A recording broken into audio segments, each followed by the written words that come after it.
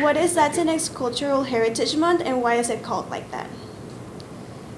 I would say from my experience that it's because it's a celebration of September. And why September? Maybe might be the question also, why is September the cultural Yeah. for a Hispanic community or Mexican community is because we celebrate Independence Day. So that's different from the, you probably heard, Cinco de Mayo. A lot of Yeah. people confuse that Cinco de Mayo is Independence Day for Mexico. It's not. The Independence Day for the country is September 16th. Okay. What is your organization called and what do they do? Our organization is called Coalición Latinos Unidos of Lake County. And it's a organization, non-for-profit organization. We have about 13 board members. Everybody has a higher education as well, and all the work we do is voluntarily.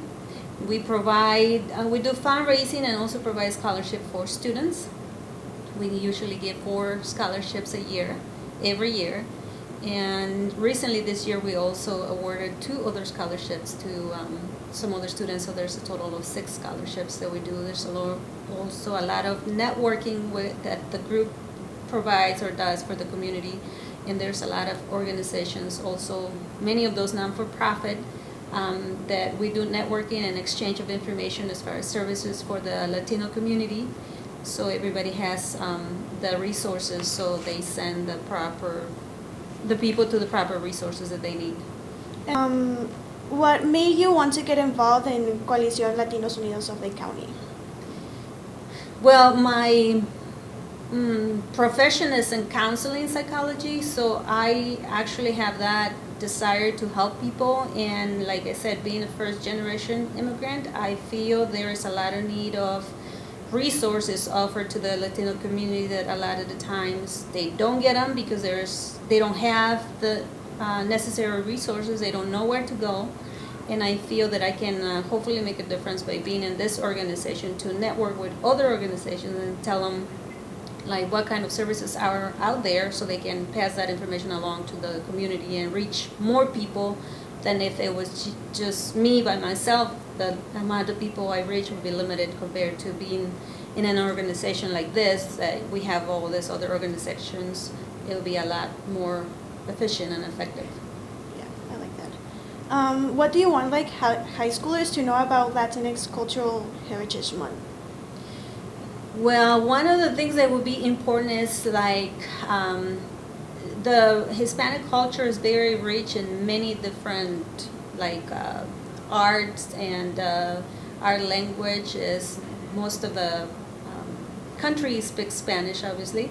But it's rich in culture, food, Mexican cuisine. It's for what I have heard and read, it's in the top of the cuisines in the world. So it's one that maybe, hopefully, everybody had tried some kind of Mexican dish because it's rich in many culture. And we are also a very family-oriented culture, that we value family very, very much. And not to say that other countries don't, but that's kind of our primary, our primary values, family. Nice. And this is my personal question. What do you think about the stigmas or like stereotypes that have been imposed into the Latinx culture in terms of like appearance or how you present yourself? Just like how are we expected to like dress or to act in front of other people?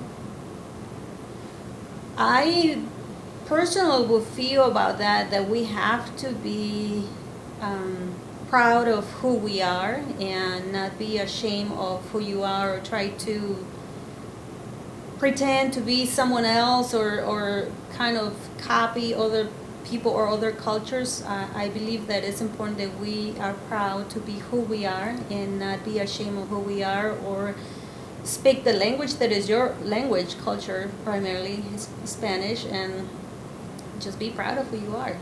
It's like we need to keep the culture alive, and if the new generation does not, then that culture and values are going to be lost eventually.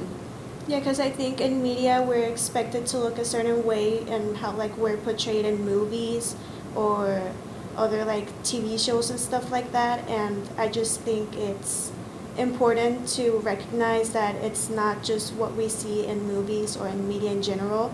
It's also just like a personal thing that you have. What's like your take on the difference of like saying Latinx or Latino, Latina, and Hispanic? And do you think that there should be like a difference in terms of like what each one means?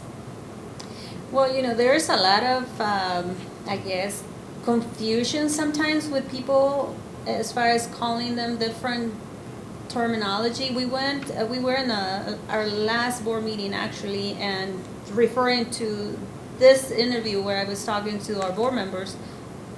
One of the board members said, "Well, this is misspelled Latinx." She said, "Because you don't spell it like that." And then another board member said, "No, that's how you spell it. That's the new terminology that is being used for refer to the Latino community." So she was like, "Oh, I didn't know that." So it's a new, I guess, newer terminology or term used for the Latino community, and I feel like it is appropriate, being that sometimes people refer to people that might sometimes are not aware of will call maybe you like from Central America or from Puerto Rico, or people, if they're not from the country they are saying they are, then they get offended. So I think Latinx is kind of proper just to kind of cover everyone who is in the Central America and who speaks Spanish as well. Yeah, it's just gender neutral. It's accepting of, it's inclusive. So I think it's just like a perfect way to call them. And it's also, if you want to identify yourself as Hispanic or as Latino or Latina, it's also good too. Just like tell other people that you want to be called that way instead of Latinx. And Right. Different options. That's good. Yes. Definitely. Okay. Well, thank you so much for coming. Thank you for and inviting me. It was a pleasure. Thank you.